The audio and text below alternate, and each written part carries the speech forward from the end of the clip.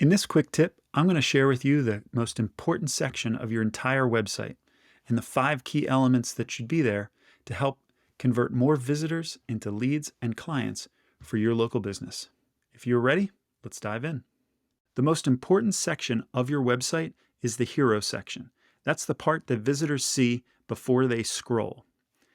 And the reason it's so important is because you only have about 5 seconds to tell visitors exactly what you do, how you do it, and how that benefits them. So let's take a look at the elements of a good hero section. The first thing is the headline, and that should tell visitors exactly what you do. You don't want it to be a paragraph. It should be no more than about 8 to 10 words. The second element is your subheadline, and that should tell visitors how that benefits them. Whatever your service is, how does that benefit them? Think of it like a 30,000-foot view. You don't have to go into great detail. That's what the rest of your website does. But you want to hook them initially with the hero section. What you do, how that benefits them.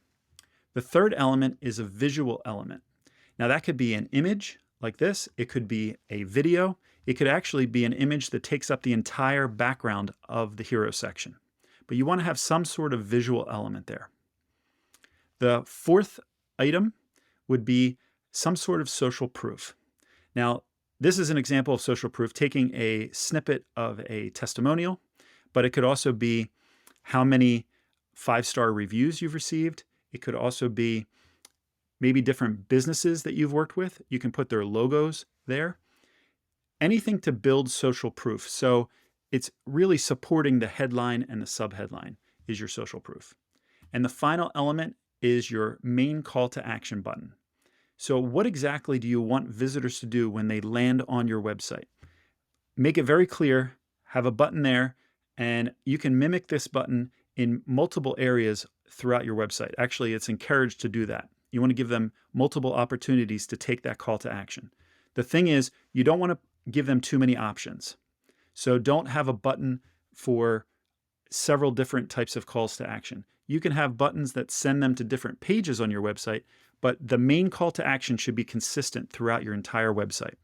Let's take a look at a real life example of a hero section.